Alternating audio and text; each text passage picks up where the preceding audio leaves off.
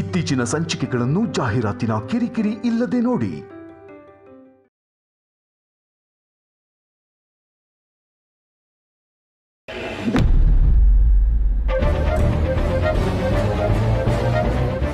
ಇದರಲ್ಲಿ ತಲುಪಿಸಿ ಸರ್. ಇವತ್ತು ಅಖಿಲಾಂಡೇಶ್ವರಿ ಮೇಡಮ್ ಅವ್ರನ್ನ ಅರೆಸ್ಟ್ ಮಾಡಬಾರ್ದಾಗಿತ್ತು ಅನ್ಸುತ್ತೆ ಸರ್. ಯಾಕ್ರಿ ಆರೋಪಿಗಳನ್ನ ಅರೆಸ್ಟ್ ಮಾಡೋದಕ್ಕೆ ಮುಹೂರ್ತ ಇಡಬೇಕು. ದೀಪಾವಳಿ ಹಬ್ಬ ಇದೆ, ಕೋರ್ಟ್ಗೂ ರಜೆ ಇದೆ, ಮೇಡಮ್ನ ಕೋರ್ಟ್ಗೂ ಪ್ರೊಡ್ಯೂಸ್ ಮಾಡೋಕ್ಕಾಗಲ್ಲ. ಆದರೆ ಇಮಿಡಿಯೇಟಾಗಿ ಮ್ಯಾಜಿಸ್ಟ್ರೇಟ್ ಮುಂದೆ ಪ್ರೊಡ್ಯೂಸ್ ಮಾಡ್ಬೋದು, ಜುಡಿಷಿಯಲ್ ಕಸ್ಟಡಿ ಕಳಿಸ್ಬೋದು. ಆದರೂ ಅವ್ರಿಗೇನು ಫ್ಯಾನ್ ಫಾಲೋವರ್ಸ್ ಕಮ್ಮಿನೇ ಸರ್. ಅವ್ರನ್ನ ಅರೆಸ್ಟ್ ಮಾಡಿದ್ದೀವಿ ಅಂತ ಗೊತ್ತಾದ ತಕ್ಷಣ ಆ ಕಂಪ್ನಿ ಎಂಪ್ಲಾಯ್ಸ್ ಎಲ್ಲ ಸ್ಟೇಷನ್ ಮುಂದೆ ಧರಣಿ ಕೂರ್ತೀವಿ ಅಂತಿದ್ದಾರೆ ಸರ್. ಸರ್, ಈ ಗಲಾಟೆ ಇನ್ಯಾವ ಹೊಸ ಅನಾಹುತ ತರುತ್ತೆ ಅಂತ ಭಯ ಆಗುತ್ತೆ ಸರ್. ಅದೆಲ್ಲದ್ರ ಬಗ್ಗೆ ನಾನು ಯೋಚನೆ ಮಾಡಿದ್ದೀನಿ ರೀ. ಡೋಂಟ್ ವೆರಿ, ನೀವು ಹೇಳಿದ ಎಲ್ಲ ವಿಚಾರಗಳನ್ನು ನಾನು ಐಆರ್ ಆಫೀಸರ್ಸ್ ಹತ್ರ ಡಿಸ್ಕಸ್ ಮಾಡಿದ್ದೀನಿ. ಎಷ್ಟೋ ಅನಾಥ ಮಕ್ಕಳಿಗೆ ಆಶ್ರಯ ಕೊಟ್ಟು ತಾಯಿ ಸ್ಥಾನ ತುಂಬಿರೋ ಅಖಿಲಾಂಡೇಶ್ವರಿ ಅವರು ತಾವು ಹೆತ್ತು ಮಗನ ಕೊಲ್ಲಕ್ಕೆ ನೋಡಿದ್ರು ಅಂದರೆ ನನಗೂ ನಂಬಕ್ಕಾಗ್ತಿಲ್ಲ. ನೋಡಿ, ಅಖಿಲಾಂಡೇಶ್ವರಿ ಅವರು ಇಲ್ಲಿರೋದು ಮೀಡಿಯಾದವ್ರಿಗೆ ಗೊತ್ತಾಗೋದು ಬೇಡ. ಅವ್ರನ್ನ ಸೀಕ್ರೆಟ್ ಜಾಗದಲ್ಲಿ ಇಟ್ಟಿದ್ದೀವಿ ಅಂತ ವಿಷಯನ ಲೀಕ್ ಮಾಡಿ. ಸರಿ ಸರ್, ಒಳ್ಳೆ ಐಡಿಯಾ. ಆದರೂ ಅಖಿಲ ಮೇಡಮ್ ಎಷ್ಟು ಗ್ರೇಟ್ ಅಲ್ವಾ ಸರ್. ಅವ್ರಿಗೆ ಕಮಿಷನರ್ ಮಿನಿಸ್ಟರ್ವರೆಗೂ ಲಿಂಕ್ ಇದೆ. ಆದರೂ ಯಾವುದೇ ಇನ್ಫ್ಲೂಯೆನ್ಸ್ ಬಳಸ್ಕೊಳ್ಳದೆ ಕಾನೂನು ಮುಂದೆ ತಲೆ ಬಾಗಿದ್ರು. ಸೀದಾ ನಮ್ಮ ಜೊತೆ ಬಂದರು. ಈಗಲೂ ತಾಳ್ಮೆ ಪ್ರತಿರೂಪ ಥರ ಹೇಗೆ ನಿಂತಿದ್ದಾರೆ ನೋಡಿ ಸರ್.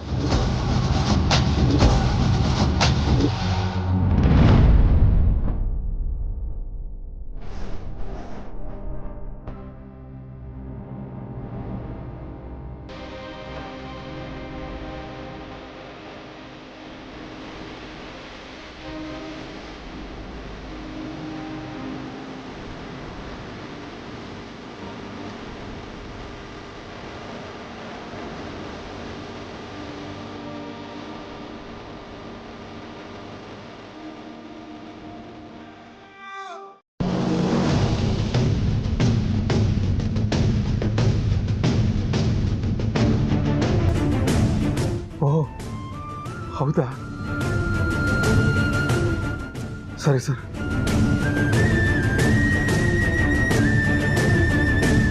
ಅತ್ಯಮ್ಮನ್ ಬಿಡ್ಸೋದಕ್ಕೆ ಏನಾದರೂ ದಾರಿ ಸಿಗ್ತಾ ಮಾವ? ಇಲ್ಲ ಪಾರ್ವತಿ, ಈಗಷ್ಟೇ ಲಾಯರ್ ಹತ್ರ ಮಾತಾಡ್ತಿದ್ದೆ. ಎಲ್ಲ ಸಾಕ್ಷಿಗಳು ಅಖಿಲ ವಿರುದ್ಧವಾಗಿದೆ. ಅದು ಅಲ್ಲದೆ ನಿಮ್ಮ ಕಿರಿ ಮಗನೇ ಕಂಪ್ಲೇಂಟ್ ಕೊಟ್ಟಿದ್ದಾರೆ. ಅದರಿಂದ ಕೇಸ್ ತುಂಬ ಸ್ಟ್ರಾಂಗ್ ಆಗಿದೆ ಅಂತ ಹೇಳಿದ್ರು.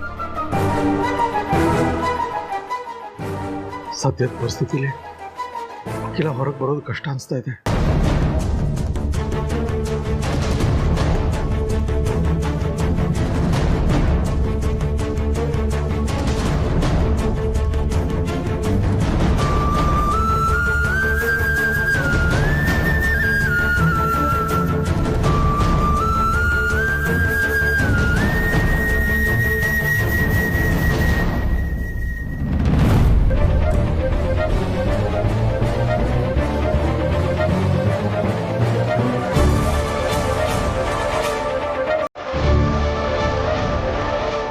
ಅತ್ಯಮ್ಮನ ಬಗ್ಗೆ ನೀವು ಬರ್ಕೊಟ್ಟಿರೋದೆಲ್ಲ ಸತ್ಯನಾ?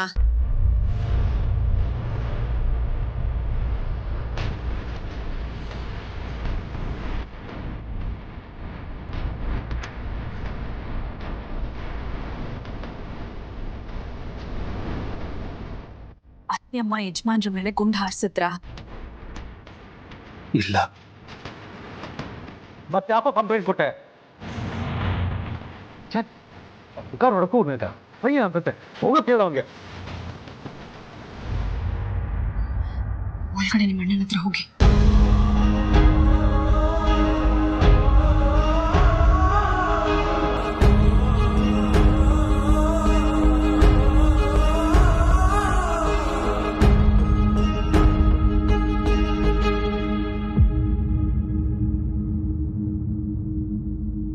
ಮಾವ, ನನ್ನ ಮೈದ್ನ ತಪ್ಪು ಮಾಡಿರ್ಬೋದು, ಆದರೆ ಅತ್ಯಮ್ಮನ್ನ ಸ್ಟೇಷನ್ಗೆ ಕಳಿಸೋಷ್ಟು ಕೆಟ್ಟೋರಲ್ಲ. ಇಲ್ಲೇನೋ ಸಮಸ್ಯೆ ಆಗಿದೆ, ಅದೇನು ಅಂತ ತಿಳ್ಕೊಳ್ಳೋಣ. ಈಗ ಅತ್ಯಮ್ಮನ್ ಬಿಡ್ಸೋದಕ್ಕೆ ಬೇರೆ ದಾರಿನೇ ಇಲ್ವಾ ಮಾವ? ಇದೆ. ಏನು? ಈಗ ಎಲ್ಲ ಆದಿತ್ಯನ ಹೇಳಿಕೆ ಮೇಲೆ ನಿಂತಿದೆ ಅಂತ ನಾನು ಲಾರಿಗೆ ಫೋನ್ ಮಾಡಿದಾಗ ಹೇಳಿದ್ರು. ಆದರೆ ಆದಿತ್ಯನ ಪರಿಸ್ಥಿತಿ ಹೀಗಿದೆ, ಅವನು ಇನ್ನೂ ಚೇತರಿಸ್ಕೋತಿದ್ದಾನೆ, ಎದ್ದು ಕೂತ್ಕೊಳ್ಳೋ ಅಷ್ಟು ಶಕ್ತಿನೂ ಇಲ್ಲ. ಅದು ಅಲ್ಲದೆ ಡಾಕ್ಟರ್ ಹೇಳಿದ್ದಾರೆ ಆಘಾತ ಕೊಡೋಂಥ ವಿಷಯ ಯಾವುದೋ ಅವನಿಗೆ ಹೇಳಬಾರ್ದು ಅಂತ. ಏನು ಮಾಡಬೇಕು ಅಂತಲೇ ಗೊತ್ತಾಗ್ತಾ ಇಲ್ಲ.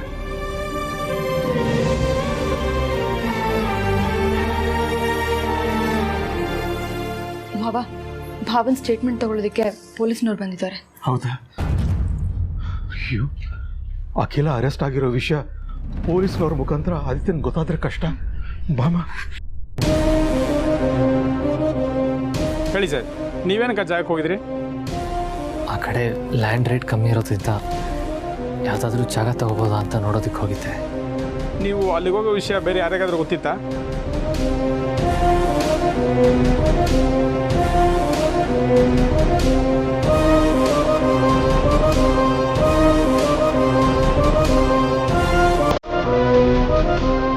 ಯಾರಿಗೂ ಗೊತ್ತಿರಲಿಲ್ಲ. ನಿಮ್ಮೆಲ್ಲ ಗುಂಡಾರಸದವರು ಯಾರಂತ ನೀವೇನಾದ್ರು ನೋಡಿದ್ರಾ?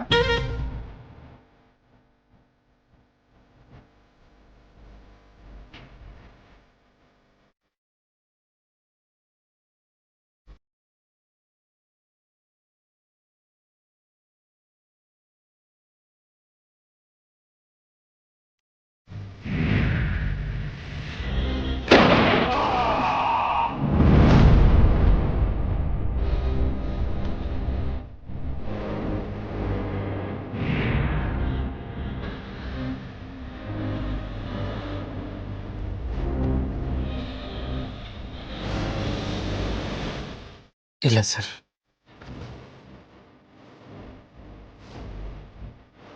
ಇನ್ನೊಂದ್ಸಲ ಯೋಚನೆ ಮಾಡಿ ಹೇಳಿ ಸರ್, ನಿಜವಾಗ್ಲೂ ಅವ್ರು ಯಾರು ಅಂತ ನೀವು ನೋಡ್ಲಿಲ್ವಾ? ಯಾಕೆಂದ್ರೆ 4 ಮೀಟರ್ ದೂರದಿಂದ ಗುಂಡು ತಗಲಿದೆ ಅಂತ ರಿಪೋರ್ಟ್ ಇದೆ ನಮಗೆ. ಆಮೇಲೆ ಗುಂಡು ಹಾರಿಸೋರ್ನ ನೀವು ನೋಡೋ ಸಾಧ್ಯತೆ ಇದೆ ಅಲ್ವಾ?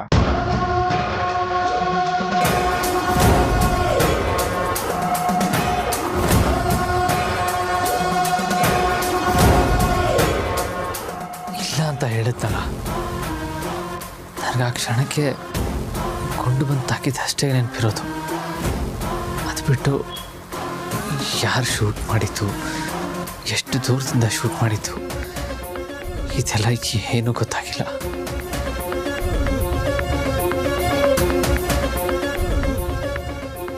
ಅಲ್ಲ, ಯಾರು ಶೂಟ್ ಮಾಡಿದ್ದು ನೋಡಿಲ್ಲ ಅಂತ ಭಾವ ಹೇಳ್ತಿದಾರಲ್ಲ, ಈಗಲಾದರೂ ಅತ್ತನ ರಿಲೀಸ್ ಮಾಡ್ತಾರಲ್ವಾ ಮಾವ?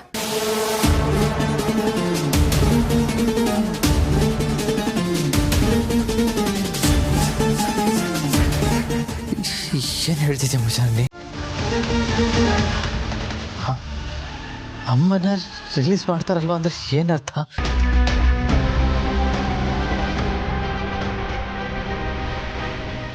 ಅಮ್ಮ ಅರೆಸ್ಟ್ ಆಗಿದ್ದಾರಾ?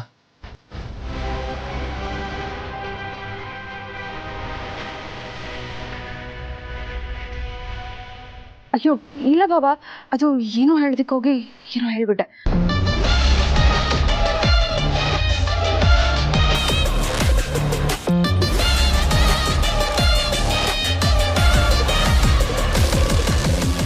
ಇಲ್ಲ, ನಾನು ನಂಬಲ್ಲ. ಅಪ್ಪ ನಿಜ ಹೇಳ್ತಿದ್ಯಾ? ಅಮ್ಮ ಎಲ್ಲಿದ್ದಾರೆ? ರಿಲ್ಯಾಕ್ಸ್ ಮಾಡು, ಏನಾಗಿಲ್ಲ ಅಮ್ಮಗೆ. ನೀನು ರಿಲ್ಯಾಕ್ಸ್ ಮಾಡು, ಸಮಾಧಾನವಾಗಿರು. ಅಪ್ಪ ನಿಜ ಹೇಳಿ, ಅಮ್ಮ ಎಲ್ಲಿ? ಬಾರು, ನೀನಾದರೂ ಹೇಳು. ಇವಾಗ ನೀನು ನಿಜ ಹೇಳಿಲ್ಲ ಆದರೆ ನನ್ನ ಮೇಲೆ ಆಣೆ.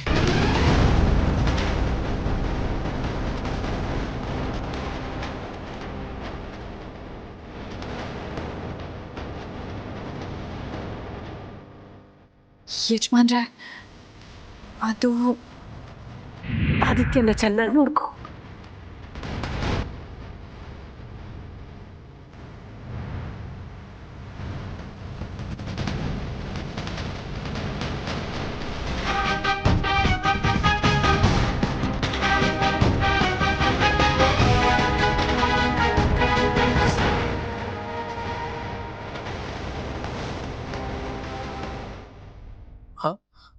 ಅಮ್ಮ ಯಾಕೆ ಅರೆಸ್ಟ್ ಮಾಡಿದ್ದಾರೆ? ಅಪ್ಪ ನಾನು ಇವಾಗಲೇ ಅಮ್ಮ ನೋಡಬೇಕು. ಸ್ಟೇಷನ್ ಕರ್ಕೊಂಡು ಹೋಗಿ. ಅವಳು ಆರಾಮಾಗಿದ್ದಾಳೆ ನೋಡು. ನೀನು ಎದ್ದು ಹೇಳೋ ಕಂಡೀಷನಲ್ಲಿಲ್ಲ. ನೀನು ರೆಸ್ಟ್ ತಗೋಬೇಕು ಅಂತ ಡಾಕ್ಟರ್ ಹೇಳಿದ್ದಾರೆ. ನೀನು ರೆಸ್ಟ್ ಮಾಡು. ಇಲ್ಲ ಅಪ್ಪ, ನನಗೆ ಅಮ್ಮ ನೋಡೋರಿಗೂ ಸಮಾಧಾನ ಇಲ್ಲ ಇಲ್ಲ. ಆದಿತ್ಯ, ಅವ್ಳಿಗೇನು ಆಗಿಲ್ಲ. ನಾವೆಲ್ಲ ಇದ್ದೀವಿ. ನೀನು ಯೋಚನೆ ಮಾಡಬೇಡ. ರೆಸ್ಟ್ ತಗೋ. ಯಜಮಾನ್ರೆ ದಯವಿಟ್ಟು ಅರ್ಥ ಮಾಡ್ಕೊಳ್ಳಿ ಯಜಮಾನ್ರೆ, ಮಲ್ಕೊಳ್ಳಿ. ಅಯ್ಯೋ, ಯಾರಾದರೂ ಡಾಕ್ಟರ್ ಕರೀರಿ. ನನ್ನ ಕರ್ಕೊಂಡೋಗಿ. ಸ್ವಲ್ಪ ಸಮಾಧಾನವಾಗಿರಪ್ಪ. ನನ್ನ ಅಮ್ಮ ನೋಡಬೇಕು. ನೋಡಬೇಕು ಅಮ್ಮ. ಆದಿತ್ಯ ಪ್ಲೀಸ್ ನನ್ನ ಮಾತು ಕೇಳಪ್ಪ. ಸ್ವಲ್ಪ ಸಮಾಧಾನವಾಗಿರು.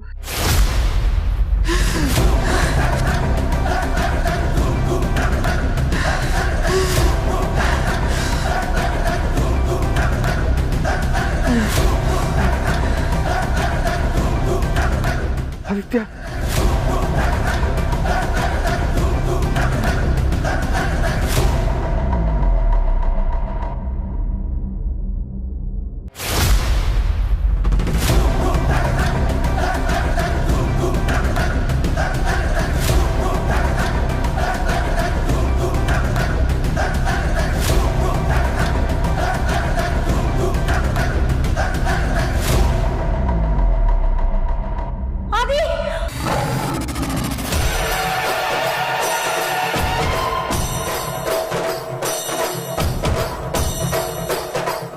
ಏನಾಯ್ತು ಮೇಡಮ್? ಕುಡಿಯೋಕ್ಕೆ ನೀರೇನಾದ್ರೂ ಬೇಕಿತ್ತಾ? ನೀರೇನು ಬೇಡ, ಆಸ್ಪತ್ರೆಲಿರೋ ನನ್ನ ಮಗ ಹೇಗಿದ್ದಾನೆ ಅಂತ ಫೋನ್ ಮಾಡಿ ಕೇಳ್ಬೋದಾ?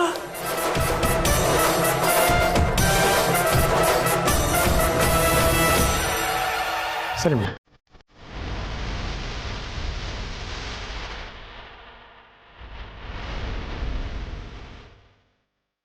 ಅಮ್ಮ ನೋಡಬೇಕು.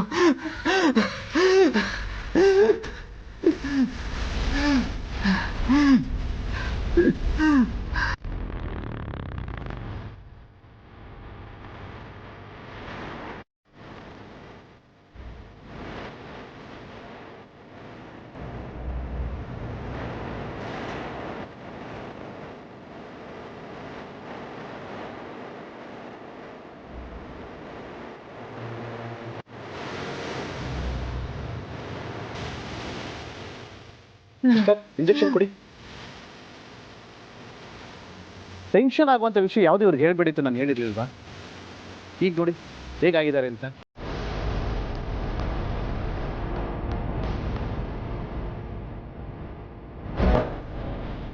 ಏನಾದರೂ ಸೀರಿಯಸ್ ಆದ್ರೆ ಏನು ಮಾಡ್ತೀರಾ?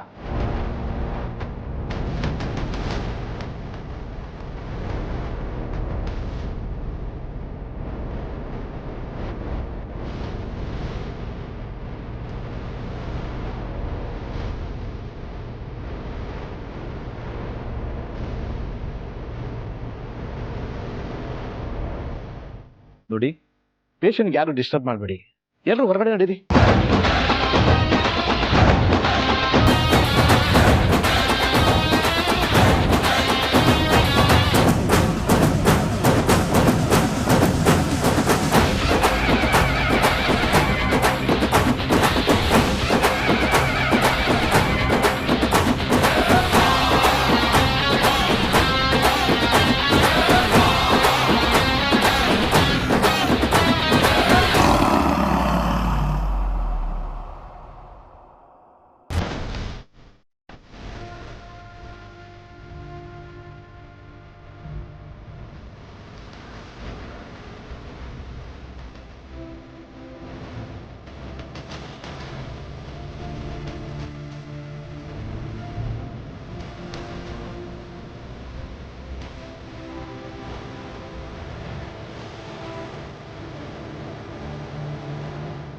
ಅವ್ರೀಗ ರೆಸ್ಟ್ ತಗೊಳ್ಳಿ ಬಿಡಿ. ಈ ರೀತಿ ಶಾಕಿಂಗ್ ವಿಷಯನ ಅವ್ರಿಗೆ ಹೇಳೋಕೆ ಹೋಗ್ಬಾರ್ದು. ಅವ್ರು ಎಷ್ಟು ರೆಸ್ಟ್ ತಗೊಳ್ತಾರೋ ಅಷ್ಟು ಬೇಗ ಗುಣವಾಗ್ತಾರೆ. ಸರಿ ಡಾಕ್ಟರ್. ಓಕೆ.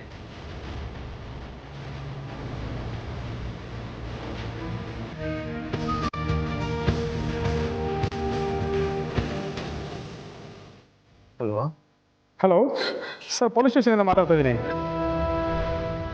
ಹಾಂ ಹೇಳಿ ಸರ್. ಅಖಿಲ ಆರಾಮಾಗಿದ್ದಾಳಲ್ಲ?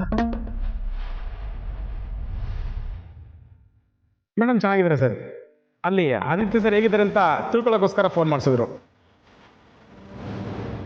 ಹಾಂ, ಅವನು ಆರಾಮಾಗಿದ್ದಾನೆ, ಚೇತರಿಸ್ಕೊತಿದ್ದಾನೆ ಅಂತ ಹೇಳಿ.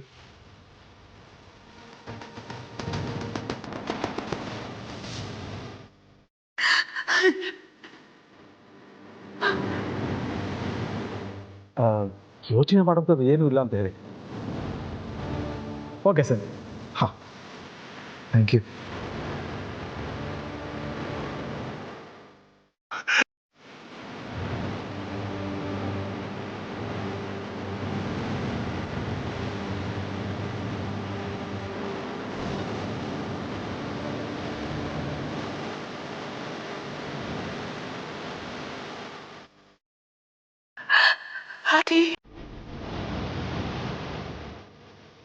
ಬಾಕಿ ಮನಸ್ಸೆಲ್ಲ ಹೀಗೆ ಇದೆ.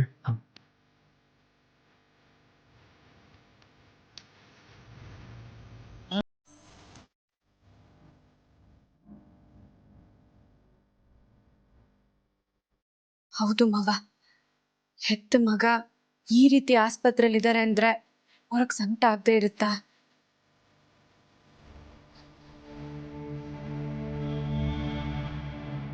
ಪಾಪ ಪೊಲೀಸರು ಅವ್ರನ್ನ ಕರ್ಕೊಂಡು ಹೋಗೋವಾಗ ಯಜಮಾನ್ರನ್ನ ದೂರದಿಂದನೇ ನೋಡ್ಕೊಂಡು ಹೋದ್ರು.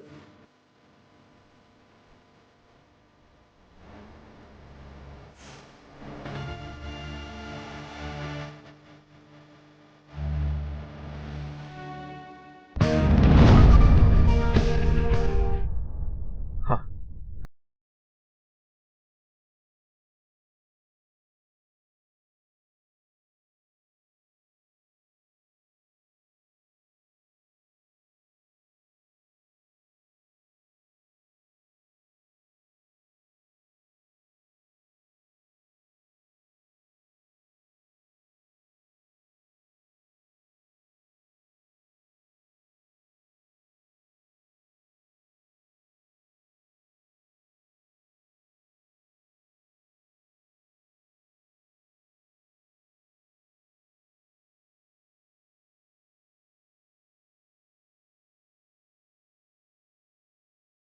ಅದಕ್ಕೆ ತುಂಬ ಥ್ಯಾಂಕ್ಸ್.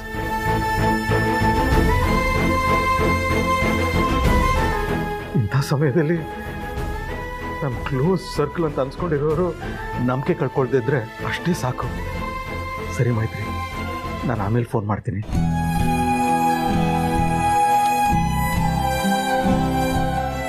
ಕಿಲ, ಈ ಗೌರವನ ರಾತ್ರೋರಾತ್ರಿ ಸಂಪಾದನೆ ಮಾಡಿದ್ದಲ್ಲ, ಎಷ್ಟೋ ವರ್ಷಗಳ ಶ್ರಮದ ಪ್ರತಿಫಲ ಇದು.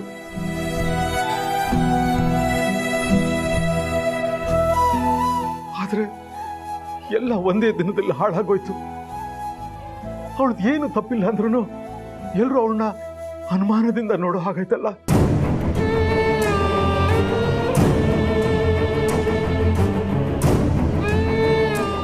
ಪಾಪ ಅಖಿಲಾಗ ಎಷ್ಟು ನೋವಾಗ್ತಿದ್ಯೋ ಏನೋ.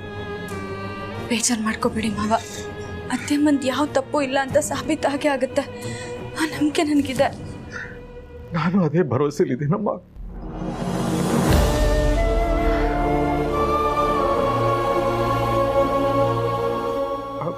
ಭಾರತಿ, ನಿನ್ನೆಯಿಂದ ನೀನು ನಿದ್ದೆನೇ ಮಾಡಿಲ್ಲಮ್ಮ.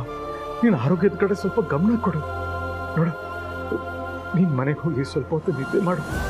ನಾನು ಇಲ್ಲಿರ್ತೀನಿ ಆದಿತ್ಯನ ಜೊತೆ. ಬೇಡ ಮಾವ, ಇಲ್ಲಿ ನನ್ನ ಗಂಡ, ಅಲ್ಲಿ ಅತ್ತೆ, ಇವರಿಬ್ರು ಇಂಥ ಸ್ಥಿತಿಲಿರೋವಾಗ ನನಗೆ ಹೇಗೆ ನಿದ್ದೆ ಬರುತ್ತೆ? ಇವರಿಬ್ರು ಮನೆಗೆ ಬರಲಿ, ಆಗ್ಲೇ ನನಗೆ ನೆಮ್ಮದಿ. ಅಖಿಲ ಮನೆಗೆ ಬರೋದು ನನಗೆ ಎಷ್ಟು ದಿನ ಆಗುತ್ತೋ ಏನೋ.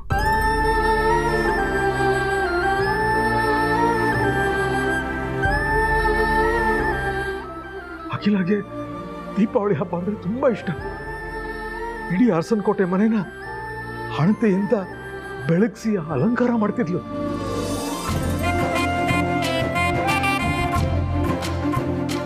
ಆ ದೀಪಗಳನ್ನ ನೋಡಿ ಅವಳು ಎಷ್ಟು ಖುಷಿ ಪಡ್ತಿದ್ಲು.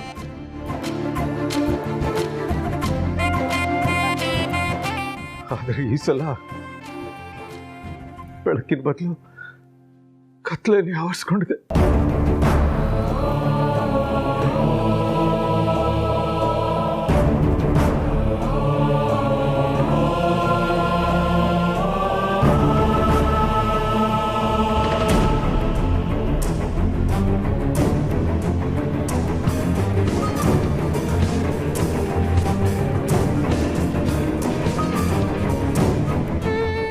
ಹೇಳಪ್ಪ.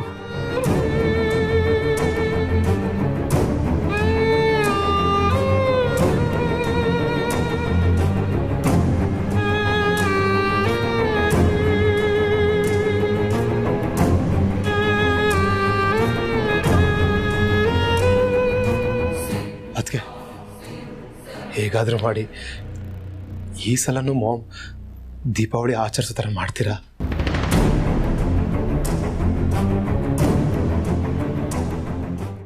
ಈ ದೀಪಾವಳಿ ಮತ್ತೆ ಅವ್ರ ಜೀವನದಲ್ಲಿ ಬೆಳಕು ಮೂಡೋ ಥರ ಆಗಬೇಕು. ಪ್ಲೀಸ್ ಅದಕ್ಕೆ.